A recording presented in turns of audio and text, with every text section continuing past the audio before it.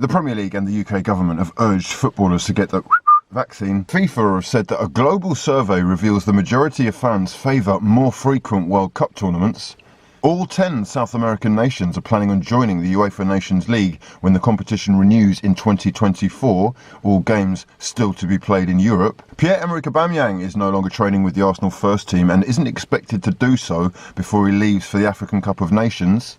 Paris FC against Lyon's cup game was officially cancelled due to fan violence. Wanda Nara and her husband Mauro Icardi have had a formal legal complaint filed against them in Argentina for money laundering and corruption through their co-owned company. Everton have agreed a fee with Dynamo Kiev to sign Ukrainian left-back Vitaly Mykolenko for £18 million. Chelsea apparently interested in AC Milan's 24-year-old left-back Theo Hernandez as cover for Ben Chilwell. Borussia Dortmund want to take Arsenal's Konstantinos Mavropanos on loan. Liverpool have put a £15 million price tag on Nat Phillips. New Barcelona manager Xavi's main target for the January transfer window is Manchester City's Ferran Torres. Anthony Martial's agent has revealed his client wants to leave Old Trafford as soon as possible. Martial has already been linked with a move to Juventus in January, but Newcastle United's new owners have been advised to make a move for him to boost their attacking options. And Arsenal are being heavily linked to Juventus' Brazilian midfielder Arthur Melo. What's going on, people? Welcome back to another video. My name is HUGH and you're watching Paper Talk Papers! Paper Talk! We are back again, bright and early on a Saturday morning to go through the latest breaking news for us and see exactly what's making the headlines in the back pages of these, the most fraudulent publications available to man. We buy them so that you don't have to. Love to your mothers. Hope you're all doing well and looking after each other in these strange and turbulent times. We're all we've got, people.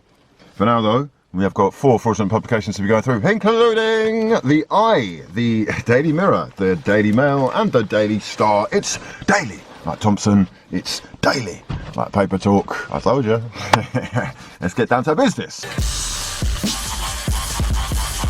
On the back of the Daily Mail today, we have got the big Arsenal headline, Oba and out, the Arsenal future in doubt as striker made to train on his own. Former Arsenal skipper Pierre-Emerick Aubameyang being made to train on his own, banished from the first team, and is not going to be considered for selection until the end of the year at the earliest. They're saying here that his exile will continue until he leaves for the Africa Cup of Nations duty with Gabon at the end of the month. Have we seen Pierre-Emerick Aubameyang playing his last game for the club? Can he work his way back into the side in the way that some others who've fallen foul of Arteta have been able to do? Or is that it? Are Arsenal now washing their hands of the 32-year-old whose future is looking increasingly bleak at the arse? Over here, Nasser Hussain says, England crazy to flog Stokes.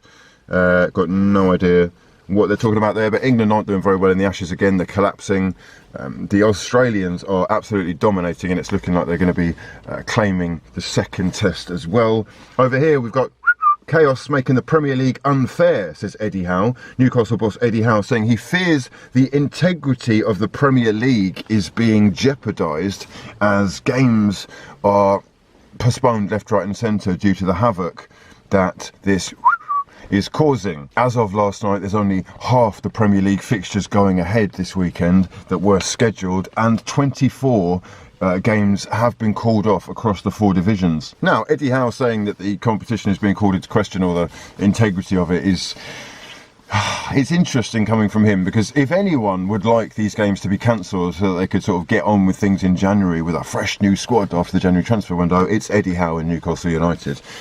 Slightly ironic that it's him that's saying it, but he says the league loses something if it becomes disjointed in terms of games played. And the Premier League have called an emergency meeting for club executives on Monday to see if they can sort this problem out. Let me know your thoughts in the comment section below. Is football under threat, and are we going to see further games cancelled? Would a winter break maybe be a good idea? Let me know. Don't forget, if you're new around here, we've got the Discord community that you can get involved in. Links in the description box below to the Instagram.com/HughWhizzle. And we've got the Fraudulencia growing something special in the background. Please do join us. For now, though, let's crack back on. On the back of the Daily Star today, we have got Prem shutdown talks, knife edge, managers' fears over escalating crisis. And that is, again, Eddie Howe saying that he doesn't really like the way that the league becomes disjointed when some clubs have had games postponed or cancelled and others are 3 games ahead. He's questioning the integrity of the league. I think people will question the integrity of his statement, considering the fact that they're going to need signings to sort their stuff out. Still looking like relegation favourites as it stands. Lots of work for them to do to turn them around and be the biggest club in the world, as they aim to be. And down here we have Pep's reprieve. Pep Guardiola surviving a scare and will be in the Manchester City dugout for the trip tomorrow. He was actually unable to take training, the early session of training yesterday, having flown out to Barcelona to support Sergio Aguero, who has of course retired from the game with a heart scare himself. Upon returning from Barcelona, Pep Guardiola has returned an inconclusive PCR test, and the panic has really set in. It was all over Sky Sports News. It is still here, but what they're not really focusing on is the fact that his follow-up test did come back negative just before 8 p.m. yesterday, and he is free to take Manchester City training today. There will be an emergency meeting, the Premier League calling a meeting for Monday so that they can go over the current crisis and work out exactly how we navigate this new strain, which everyone is terrified of. Several bosses, including Aston Villa's Steven Gerrard and Thomas Tuchel, also voicing their concerns. And I guess the meeting on Monday is to sort out exactly how we navigate this new thing that is just causing so many people so many worries. Over here we've got dummy runners. Antonio Conte's Tottenham side have now postponed 3 games because of the... and they are set to face Liverpool tomorrow. Huge game, hoping that one goes ahead. But they have had a series of matches postponed after a number of positive tests, and as a result, they've been training with mannequins. The fear is that Liverpool will make them look like dummies.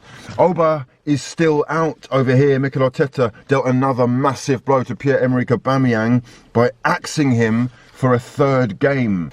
Stripped of the captaincy, dropped and training on his own. Is there a future at Arsenal for Aubameyang, or are the club trying to wash their hands of him? How much do you think that they'd be able to get in January were a club to come in? Oba and still out on the back of the Daily Mirror, continuation of that story. Over here we got Pep in the clear after a negative PCR test, surviving the scare, and will be in the dugout for Manchester City's trip tomorrow to Newcastle. He was unable to take training yesterday after the inconclusive test, required to take a follow-up PCR test, and it says here, had the PCR test proved positive, he would have been forced to self-isolate for 10 days, missing the Boxing Day game against Leicester City, as well as, of course, tomorrow's game against Newcastle. However, he returned a negative test, he's fine, and we move. And the main story today, though, on the back of the Mirror, Prem call-offs raise fears over fairness.